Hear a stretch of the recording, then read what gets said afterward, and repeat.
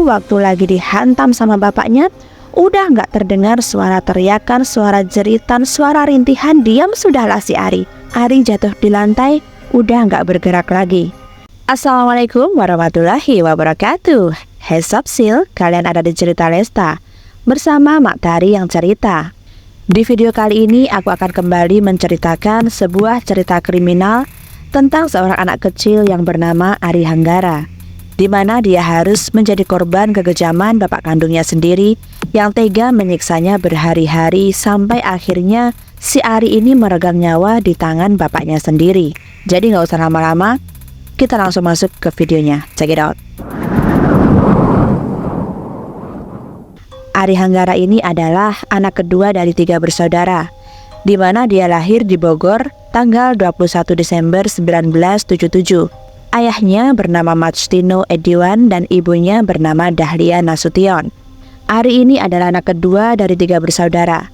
Abangnya bernama Anggi dan adiknya bernama Andi. Kalau dilihat dari latar belakang keluarganya ini, sebenarnya Ari ini berasal dari keluarga yang berkecukupan. Pada saat itu ayahnya Majtino juga sebagai seorang tokoh partai dan ibunya juga sempat bekerja di sebuah perusahaan. Pada awalnya kehidupan keluarga Ari ini sangat harmonis, berkecukupan, nggak ada masalah apa-apa. Sampai akhirnya mulai tercium bau-bau perselingkuhan antara orang tuanya yaitu Majtino dan Dahlia. Menurut kesaksian Ibu Dahlia di wawancaranya di sebuah stasiun TV, dia mengatakan bahwa pada saat itu selain menjadi tokoh partai, Majtino ini juga sempat mau membuka sebuah perusahaan di daerah Kebayoran Lama. Pada saat itu, ada satu perempuan yang ditugaskan menjadi seorang sales yang bernama Santi. Dahlia sudah mencium sepertinya ada bau-bau perselingkuhan antara Majtino suaminya dengan Santi ini. Bahkan kecurigaan si Dahlia ini mulai bertambah ketika si Santi ini datang ke rumah. Padahal udah nggak ada kepentingan kerjaan lagi. Si Santi ini selalu datang pada jam istirahat, di hari libur, hanya untuk bertemu dengan Majtino. Nah dari situ semakin curiga kan si Ibu Dahlia ini dengan si Santi. Akhirnya perusahaan yang didirikan oleh Majtino ini bangkrut. Tutup sudahlah perusahaannya. Nah sejak saat itu si Majtino ini juga udah mulai nggak balik ke rumahnya sob. 2 tahun lamanya Majtino ini nggak balik ke rumah. Sampai akhirnya baliklah ini si Dahlia ke rumah orang tuanya. Dibawanya ketiga anak ini termasuk si Ari ini sob. Dahlia ini sebenarnya masih berusaha untuk memperbaiki hubungan rumah tangganya. Dia datang ke rumah teman-temannya si Tino, nanyain apakah mereka tahu Majtino ada di mana. Tapi tak satu pun teman-temannya itu yang tahu tentang keberadaan Majtino. Sampai akhirnya Dahlia ini mikir kalau Majtino itu tidak akan pergi kemana-mana kecuali ke rumah orang tuanya. Singkat cerita, pergilah Dahlia ke rumah orang tuanya Majtino yang kala itu masih menjadi mertuanya di daerah Depok. Nyampe di sana bukan si Tino yang ditemukan sob, melainkan si Santi yang ada di rumah mertuanya tersebut. Ngamuklah si Dahlia udah. Akhirnya ribut di sana dan dari situ akhirnya mereka memutuskan untuk bercerai. Akhirnya sudah cerai si Dahlia ini dengan Majtino. Pada saat itu ketiga anaknya si Anggi, Hari, dan Andi dibawa oleh Majtino sob. Lalu Dahlia balik lagi ke rumah orang tuanya. Nah setelah mereka pisah, tak lama kemudian Majtino ini menikahlah sama si Santi. Waktu itu mereka tinggal di sebuah kontrakan berlima tuh sama si Tino, Santi, Anggi, Ari, sama Andi. Kalian ingat kan kalau si Tino ini awalnya udah bangkrut? Setelah kebangkrutannya itu si Tino ini udah nggak kerja-kerja lagi sob, pengangguran. Nah si Santi inilah yang kerja. Dan inilah yang membuat si Tino ini jadi bahan gunjingan ibu-ibu kompleks kontrakannya. Karena dia setiap hari nganterin si Santi kerja nih, terus dia balik lagi. Dia tuh nganggur tapi rokok ngebul terus. Nah itulah yang memancing ibu-ibu kompleks gunjingin dia. Lalu sampailah gunjingan-gunjingan itu kedengaran sampai di telinganya Santi. Komplainlah si Santi saat itu. Bang, kau cari kerja lah bang. Malu aku diomongin sama tetangga-tetangga terus, kata Santi. Akhirnya pergilah si Tino ini nyari-nyari kerjaan kemana-mana, tapi tetap aja belum dapet. Nelpon kawannya juga ditolak gitu aja. Tapi memang dasarnya si Tino udah tahu dia yang butuh. Tapi waktu itu ngomongnya tuh besar-besar, belagu, sombong gitulah pokoknya. Nah karena si Tino ini nggak kunjung dapat kerjaan, si Santi mulai cerewet di rumah. Ditambah lagi ketiga anaknya si Tino ini lagi aktif-aktifnya. Ya wajarlah sebenarnya, namanya juga anak-anak.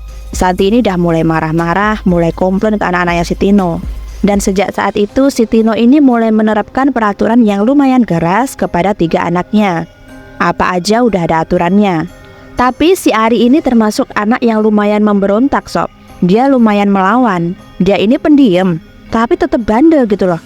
Tapi sebenarnya bandelnya ini masih dalam bandel yang sewajarnya anak-anak sih. Sifat Ari inilah yang sebenarnya meresahkan si Tino. Karena beda dengan abang dan adiknya yang selalu manut apa kata dia. Sebenarnya Tino ini sayang sama Ari, Santi juga sayang. Tapi karena Santi semakin cerewet, suka nyindir-nyindir anaknya, si Tino ini lama-lama jengkel, terutama sama si Ari. Pertama-tama cuma diperingati tuh waktu lagi makan bareng. Udahlah nak, jangan nakal, nurut sama papi dan mami, gitu kata Tino. Tapi emang dasarnya si Ari ini agak lumayan memberontak. Beda dengan kakak dan adiknya, dia tuh lumayan melanggar peraturan yang dibuat sama papinya. Nah sudahlah, pada saat itu si Ari ini mulai dipukul sama papinya. Pertama-tamanya masih ngadu nih, iya pi, ampun pi. Tapi diulang lagi, dipukul lagi, diulang lagi, pukul lagi, ulang lagi. Sampai lama-lama si Ari ini tumbuh menjadi anak yang gak takut dihukum lagi sob. Seolah-olah dia tuh pengen kayak nantangin gitu. Udah hukum aja aku gak takut, kayak gitu. Tapi apa memang dasarnya si Ari ini bandel? Enggak sob. Menurut kesaksian Ibu Khotijah, guru sekolahnya si Ari, di sekolah itu Ari ini periang gitu loh. Nggak pernah berantem sama anak lain. Banyak temennya, pinter pula. Karena mengalami penyiksaan yang lumayan cukup keras kan sob, adalah bekas lebam di mukanya si Ari. Ditanyalah dia sama gurunya, Ari, kau kenapa? Kenapa mukamu lebam-lebam kayak gitu? Ah, nggak ada apa-apa bu, kemarin Ari habis jatuh, jawab Ari. Menurut kesaksian Ibu Khotijah saat diwawancarai Metro TV, Ari ini nggak pernah ngadu. Dia selalu menyembunyikan kejahatan bapaknya. Habis itu ya udah, si Ari ini dan teman-temannya tetap bermain seperti biasa, kayak nggak pernah terjadi apa-apa. Seperti nggak habis pikir, Ibu Khotijah ini ternyata si Ari ini udah mulai mengalami penyiksaan dari orang tuanya. Sampai akhirnya adalah nih tuduhan kebandelan si Ari. Ari ini dibilang sudah mencuri uang temannya. Terdengarlah ke telinga bapaknya, ngamuklah bapaknya. Disiksanya Ari sampai mukanya lebam-lebam. Besoknya dia pergi ke sekolah lagi. Ibu Khotijah gurunya sudah mulai curiga nih, nggak mungkin dia jatuh. Ini pasti dipukul sama bapaknya. Lalu ibu guru nanya, kenapa Ari? Coba bilang sama ibu yang sejujur-jujurnya. Kenapa muka kamu lebam-lebam? Nah baru disitulah si Ari ini cerita. Iya bu, saya dipukul sama papi karena saya dituduh mencuri, kata dia. Lalu Ibu Khotijah ini datanglah ke rumahnya si Ari bertemu dengan si Santi dan si Tino. Dia tanyalah kenapa, ada masalah apa.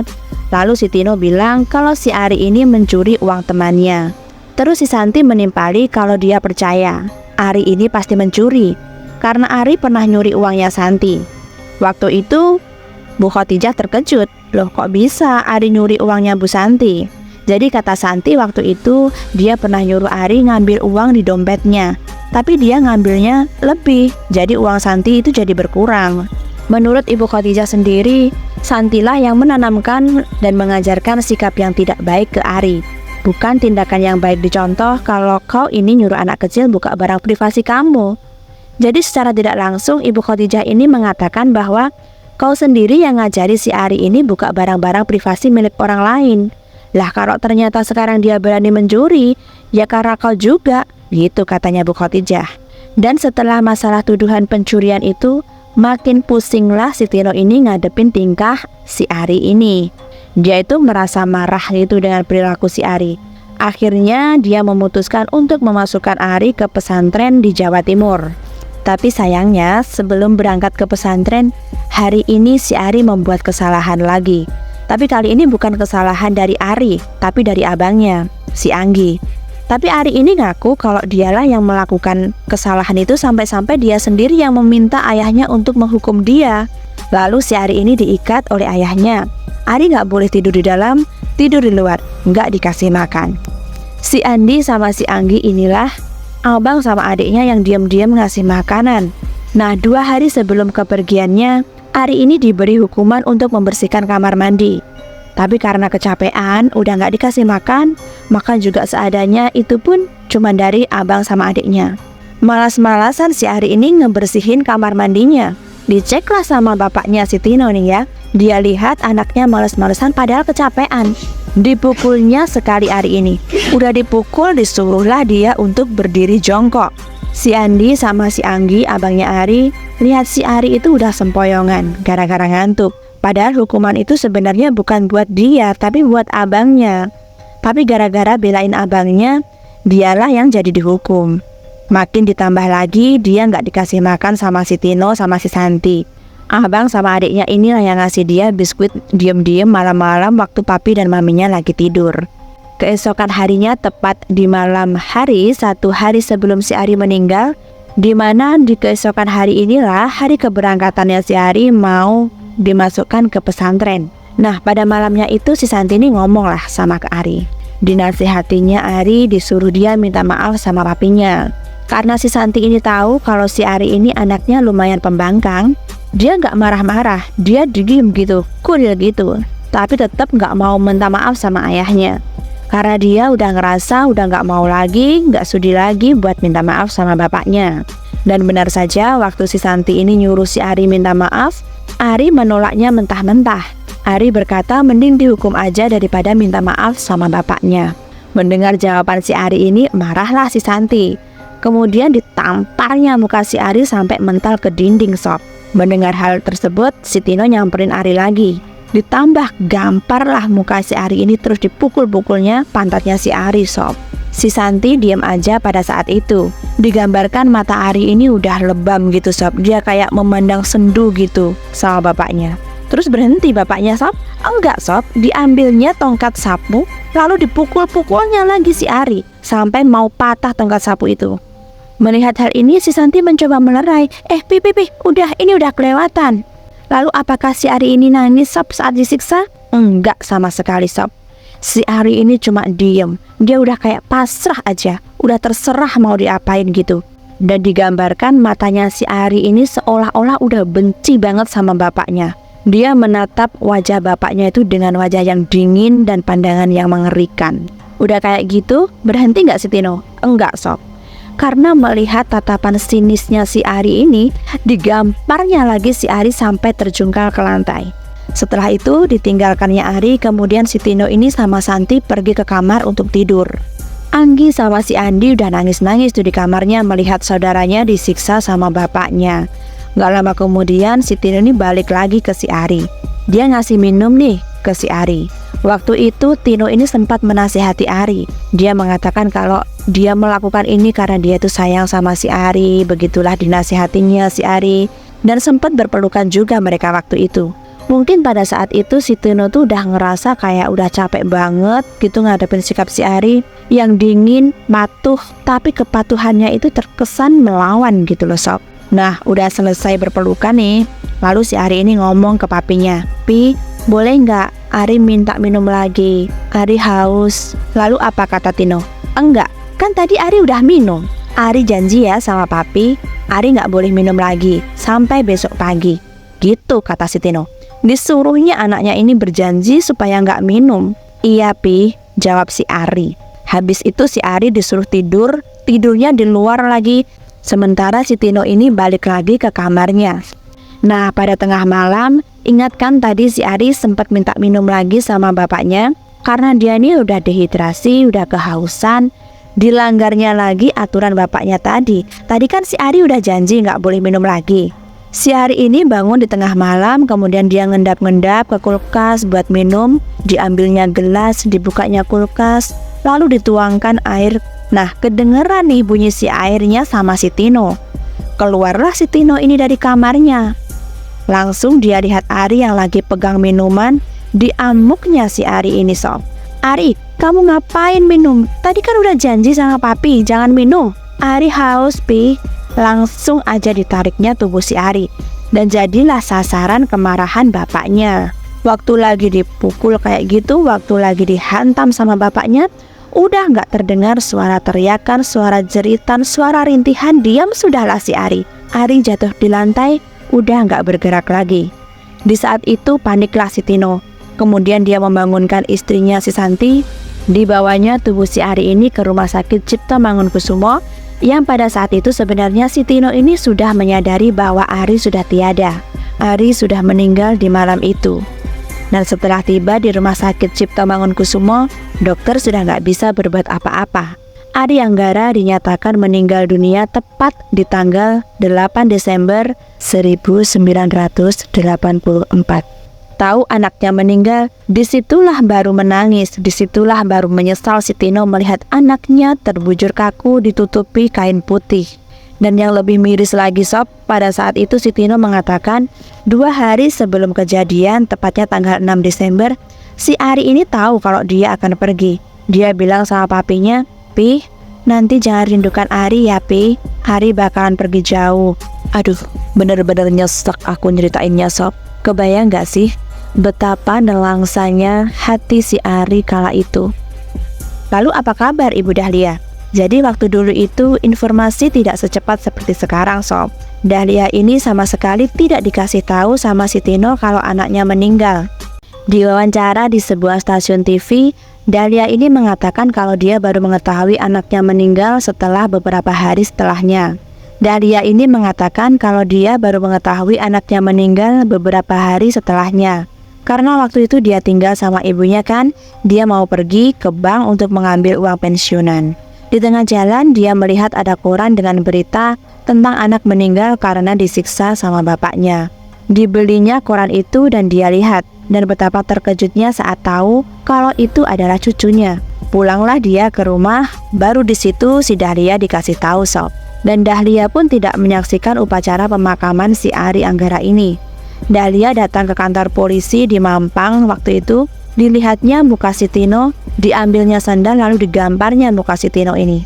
Dan setelah diperiksa polisi, jenazah Ari ini dipenuhi 40 luka lebam yang menyebar hampir sekujur tubuhnya.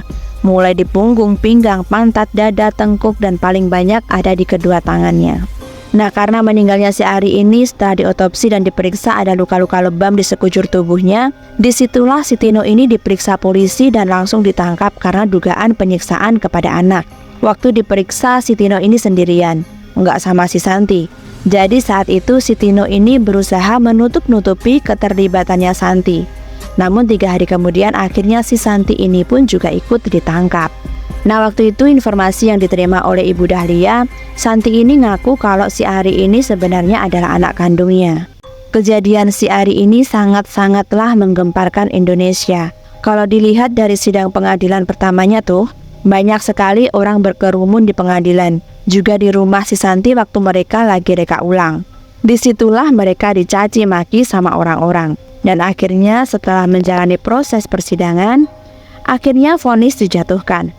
Mas Tino Ediwan, ayah kandungnya si Ari, hanya divonis 5 tahun penjara saja. Sementara Santi, ibu tirinya, divonis 2 tahun penjara. Kenapa lebih ringan Santi? Karena saat itu si Santi cuma dianggap membantu Mas Tino untuk menghabisi nyawanya si Ari. Terlalu sedikit ya kayaknya. Kenapa kok aku jadi nggak terima? Seharusnya seumur hidup pun kurang itu ya sob. Tapi ya sudahlah. Dan pada saat itu Ari Anggara dimakamkan di Taman Pemakaman Jeruk Purut, Jakarta Selatan. Dan di samping kanan kirinya nisan bertuliskan, "Maafkan Papa, maafkan Mama." Penyesalan yang jelas sudah sangat terlambat. Lalu setahun kemudian di tahun 1985, kisah Ari Anggara ini dituangkan menjadi sebuah film yang disutradarai oleh Frank Rorim Pandey. Dan skenarionya ditulis oleh Arswendo Atmowiloto.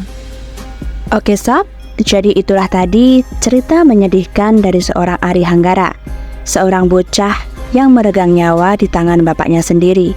Semoga kisah ini bisa menjadikan alarm bagi para orang tua, karena sejatinya anak adalah titipan, bukan kepemilikan.